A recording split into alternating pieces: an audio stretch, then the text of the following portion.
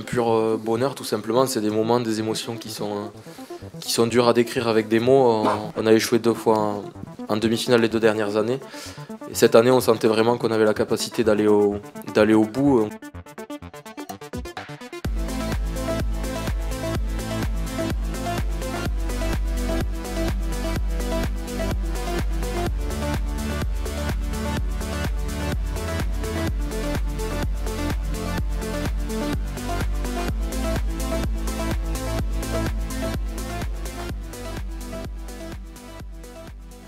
Quel essai de Le Bel juste après le carton de James Lowe en prolongation de la finale de la Champions Cup. Sérieux? Tout le monde s'est dit mais c'est normal, le Leinster a un joueur en moins. Eh bien je suis pas d'accord. En réalité c'est une énorme erreur défensive du Leinster. Je te remets dans le contexte. On entre tout juste dans les prolongations de la finale de la Champions Cup entre Toulouse et le Leinster. Et les joueurs ils sont mâchés à ce moment-là, c'est normal vu l'intensité du match. D'ailleurs la fin du match ça me fait penser un petit peu à un retour quand t'es sur les terrains le week-end où tu vois des joueurs qui étaient titulaires qui re-rentrent. Sauf que toi à ton niveau c'est simplement que les piliers, il y a des coachs ils les font sortir au bout de 20 minutes en disant on va les faire souffler 10 minutes, on les fera rentrer après. Là tu vois rentrer quand même Meafou et Movaka en fin de match. Ça me fait penser d'ailleurs à une équipe contre laquelle j'avais joué pendant un moment qui sur les touches à 5 mètres de la ligne d'en but faisait sortir 3 quarts, faisait rentrer 3 avant, il te faisait un alignement à 9 joueurs plus 1 et blam, il te mettait des cocottes à 10. Bon, dès l'entame de la prolongation, Toulouse qui décide de porter un petit peu plus le ballon et notamment Dupont. Ça a été très rapide, mais tu sens cette volonté. C'est normal, ses leaders défensifs, ses premiers joueurs au bord des rucks, perdent en lucidité et en agressivité avec le temps de jeu qui augmente et notamment avec ses prolongations. Donc ils sont moins réactifs et tu as plus d'espace pour pouvoir les attaquer, potentiellement. Bon, quand tu as Dupont qui s'engage, si t'es réactif déjà c'est dur, si t'es pas réactif c'est encore plus dur. Il fait la passe, en avant volontaire de James Lowe, carton jaune. Dans ces cas-là, tu as un joueur de moins derrière, tu sais qu'il va y avoir des espaces. Et donc tu vas tenter de déplacer le ballon. Parce que les joueurs avec la fatigue accumulée,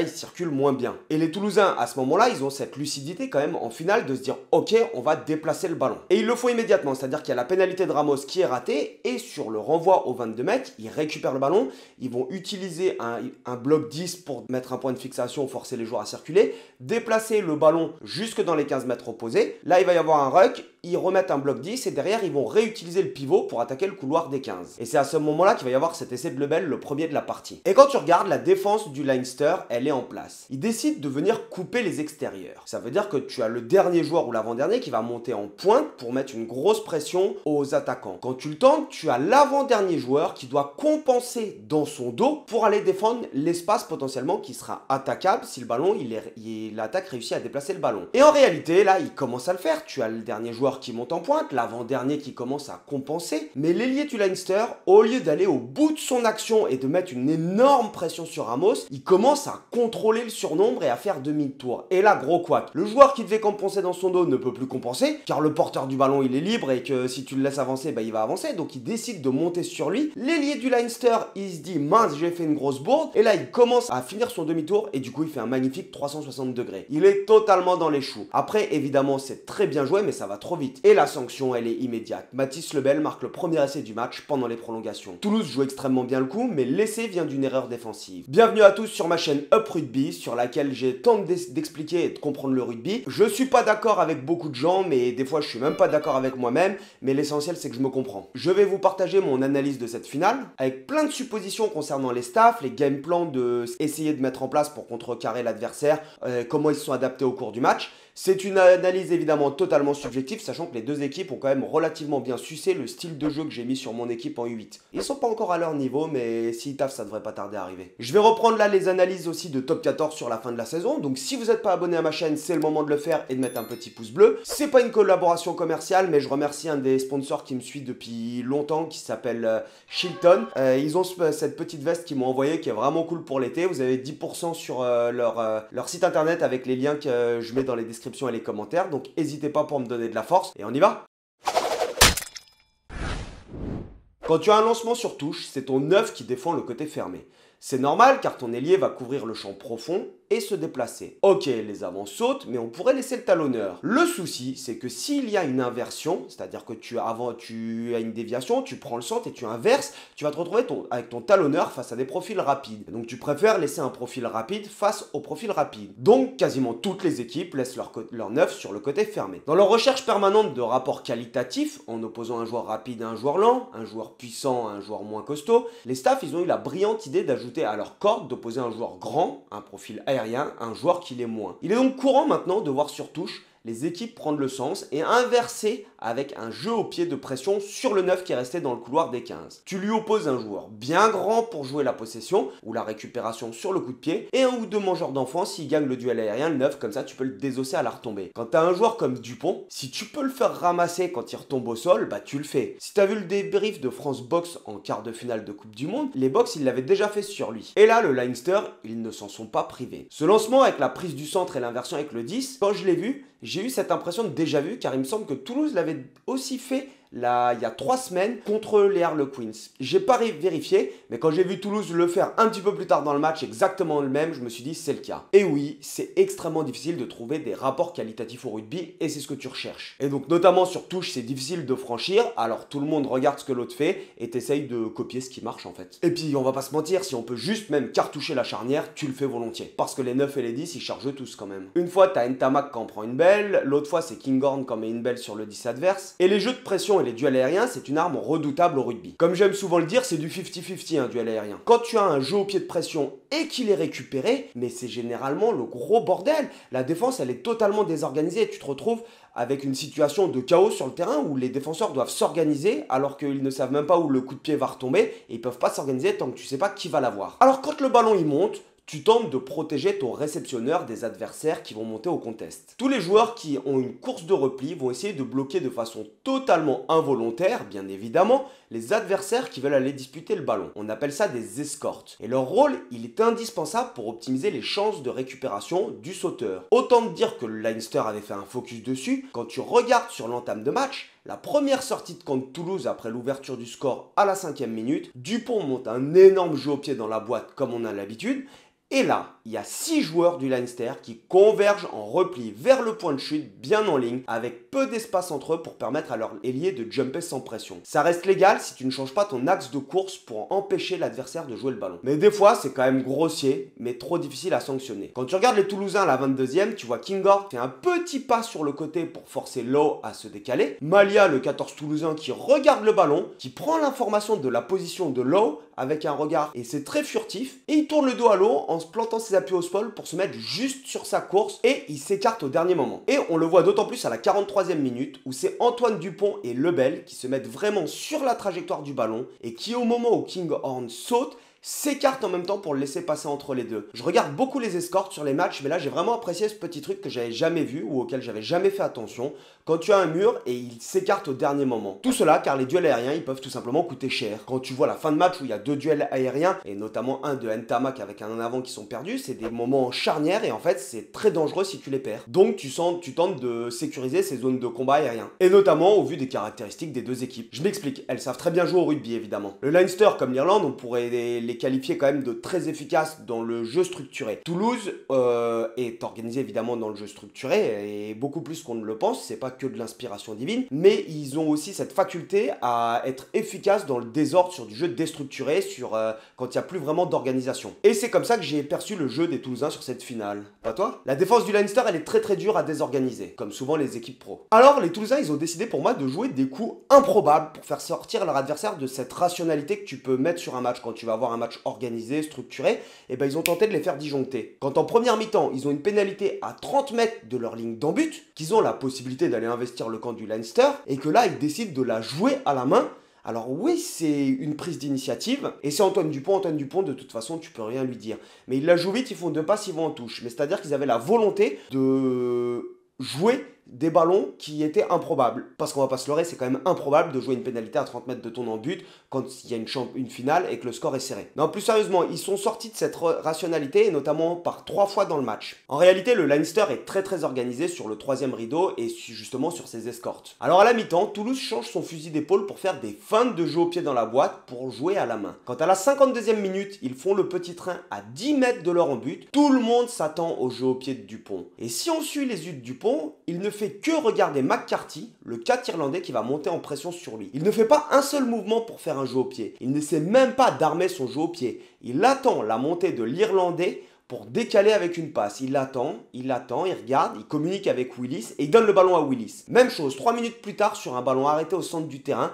J'en étais pas sûr quand je les ai vus ces deux-là et je me disais que c'était peut-être simplement de l'adaptation situationnelle. Mais quand à la 58e minute, ils sont sur une sortie de camp après avoir marqué des points, tous les Toulousiens se positionnent comme pour un jeu au pied dans la boîte. Avec le petit train, tous les joueurs à plat, sauf 2. Ils restent derrière la ligne ces deux-là. Tu te dis ok, en fait eux ils vont rester couvrir le terrain après le jeu au pied. Cela semble normal, ce sont eux qui vont couvrir le terrain. Et bien pour sortir, au lieu de jouer au pied, ils envoient une sautée. Il saute le premier joueur pour le second et il joue à la main en pivot pour aller chercher les extérieurs. Et c'est gagnant, hein. À la 58e minute, les piliers irlandais, ou même tous les piliers, sauf peut-être les Sud-Africains, ne s'amusent pas à faire un sprint de 5 mètres en avant pour monter sur un jeu au pied dans la boîte pour après se replier. Donc ils anticipent et ils se replient et on va se retrouver avec une ligne irlandaise qui est fracturée. T'as 2 joueurs qui ne montent pas et les autres qui montent. Et les Toulousains déplacent le ballon jusqu'à Kinghorn, l'arrière, pour leur sortie de camp. C'est beau à voir quand même, non? Bon, du coup, Toulouse a tenté de sortir des sentiers battus pour mettre un petit peu plus d'incertitude en attaque. Mais on va pas se leurrer, c'est en défense où ils ont été quand même exceptionnels. Alors oui, il y a ces 4 contests d'Antoine Dupont, dont au moins 2 qui sont décisifs. Et le repli de Ntamak où avec cette double action où il arrive, il fait un plaquage et derrière il conteste. Une double action, c'est ça, c'est-à-dire qu'à ce niveau-là, tu couples les actions, c'est-à-dire que tu formates les joueurs en disant que tu es une double action. Un joueur qui plaque, qui reste au sol, c'est un joueur inutile. En fait, tu plaques, tu te relèves, tu contestes. Tu plaques, tu te relèves, tu contre-rug, ou tu plaques, tu te relèves et tu circules, ou tu recharges. Et donc, on appelle ça des doubles actions. Et quand tu vois la double action de Antoine Dupont sur son plaquage en repli, c'est juste magnifique. Parce que le Leinster, il faut pas oublier qu'ils ont un système de jeu ultra réglé. Si tu les laisses jouer en prenant la ligne d'avantage, bah, tu vas te faire rouler dessus parce qu'il va y avoir des libérations rapides, ils ont beaucoup d'options, beaucoup de vitesse et leur jeu est vraiment millimétré. Et j'ai eu cette impression durant le match, c'est que dès que c'était possible, comme la France l'a fait pendant un temps, il y avait un joueur qui sortait de la ligne défensive très rapidement pour venir mettre une grosse pression au porteur du ballon, réduire du coup le temps dont il dispose pour faire le choix et surtout l'attaquer très bas pour l'empêcher de gagner du terrain. Donc t'es pas sur le fait de bloquer le ballon, tu n'empêches pas les passes après contact, mais tu amènes au sol très vite. Et donc ce joueur, pour moi, il a eu 2 impacts. Donc le premier, c'est ce que je disais, le porteur de balle a moins de temps pour s'organiser, pour faire son choix. Et du coup, quand tu as moins de temps, potentiellement, tu augmentes les fautes techniques, puisque tu confonds vitesse, précipitation. En fait, tu as toute cette pression. Et là, on a quand même vu, j'ai trouvé énormément de fautes techniques de la part du Leinster. Des ballons qui tombent, des passes qui ne sont pas dans les courses, qui sont derrière. Et c'est un peu comme si les Toulousains, ils avaient réussi à mettre un caillou dans l'engrenage irlandais. Parce qu'on va pas se leurrer, il y a quand même des actions où s'il est en première mi-temps, notamment si le Leinster n'a pas ce déchet technique, je pense qu'ils peuvent planter 1 ou 2 essais ou qu'ils ont en tout cas 3 ou 4 situations très dangereuses. Et la seconde, en fait, de ce joueur qui monte en pointe, le second impact, c'est de ralentir le rythme. C'est ce que je disais, il venait plaquer très bas, tu amènes le porteur du irlandais au sol et tes partenaires viennent contre-requer ou contester si les Irlandais n'avaient pas gagné la ligne d'avantage. Soit pour récupérer le ballon, soit pour ralentir la sortie. Aucun système de jeu, c'est ce que je dis, ne tient face à une défense qui est plus agressive. Et si tu gagnes la ligne d'avantage en permanence. Et là, c'est le gros pari gagnant de Toulouse. Ils ont réussi à trier les ballons, soit pour venir les riper de temps en temps, comme au Romain Ntamak à la CA 16-30, soit venir contester ou contre-requête très fort.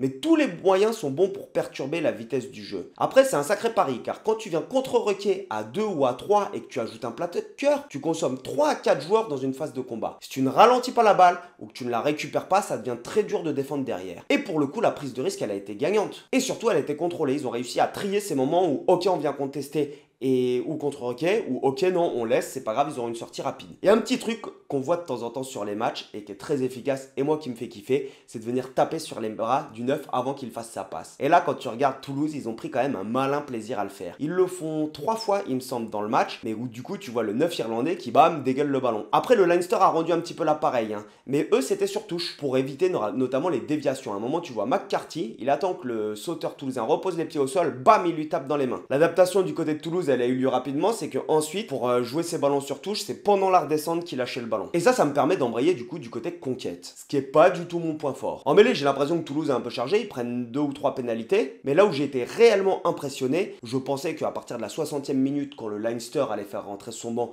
ils allaient charger devant, notamment avec la sortie de Meafou, et je les ai trouvés d'une efficacité redoutable en fait sur cette défense sur ballon porté. Ils ont réussi à infiltrer les mauls et à enterrer un nombre de ballons incroyable. Le peu de ballons qu'ils ont eu à jouer, à jouer en fait comme lancement de jeu après les ballons portés, en fait ils avaient des sorties, enfin la défense était à l'équilibre, elle avait déjà circulé avant, et donc ils n'ont rien pu faire le Leinster. Et ça je trouve ça quand même assez incroyable. S'il y en a qui s'y connaissent en fait sur la défense sur ballon porté pour m'expliquer, moi j'ai eu l'impression que au moment où le Leinster retombait au sol, tu avais déjà 5 joueurs en fait, 3 qui se mettaient en face et 2 sur les côtés et qui s'organisaient directement pour contrecarrer n'importe quelle poussée ou n'importe quelle déviation sur, rotation pour changer l'angle sur le ballon porté. Mais s'il y en a qui ont des explications, je suis preneur. Et après, je suis obligé de parler des facteurs X. Et sur ce match, t'as Antoine Dupont, ça a été un sacré facteur X. Il a réussi quand même à trouver 2,50-22. C'est pas rien, 2,50-22 en finale de Champions Cup. Car c'est 2 possessions que tu récupères dans les 22 mètres adverses. 4 contests,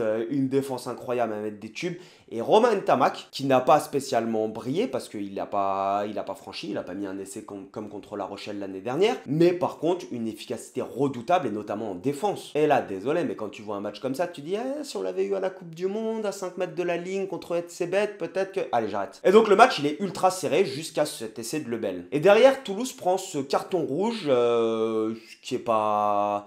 Il y a un tête-tête, voilà, tu prends un rouge. Et à partir du moment où il y a le carton rouge, tu sais qu'il n'y aura plus rien de rationnel. Toulouse a 10 points d'avance et un joueur de moins. Le Leinster réduit la marque, ils reviennent à 3 points juste avant la fin de la première mi-temps des prolongations. Et quand je dis que plus rien ne sera rationnel, c'est vraiment que en fait, l'intensité et la fatigue des joueurs physiques, elle est juste énorme. Et donc la lucidité, elle est descendue, mais totalement. Le Leinster se sont éteints sur la deuxième mi-temps de prolongation. Sur le coup d'envoi de la seconde mi-temps de prolongation, Dupont met un jeu au pied dans la boîte et là, Keenan, le 15 irlandais quand même, fait une erreur grossière en réceptionnant le ballon et en mettant le pied en touche. Il rend la possession à Toulouse. Toulouse récupère le ballon et là, c'est Doris qui, au sol, est allongé au sol. Tout le monde peut le voir, il talonne le ballon à la main. Mais pourquoi tu fais ça ? 3 points en plus pour Toulouse. Derrière, il y a un coup d'envoi. Dupont met le ballon en touche. Là, tu mènes à plus 6, tu joues à grattant. Tu te dis, faut qu'on aille sur la touche. Tu grattes 30-40 secondes. Normal. Sur la touche, il laisse un joueur, du coup, qui est isolé. Et ils arrivent à se faire contester le ballon. On est à la fin du match. 3 points en plus. Plus 9 pour Toulouse. En tout cas, quel match de Toulouse. Et alors, désolé pour le débrief qui sort tardivement. Mais j'étais sur un tournoi de rugby pour les petits le samedi, donc je l'ai vu à moitié et j'ai dû le revoir dimanche et j'ai mis un petit peu de temps à faire le débrief, mais quel match et quel plaisir. Et en tout cas voilà, ça me fait plaisir de reprendre les débriefs et on se revoit à Amboise. Allez, topette l'ami.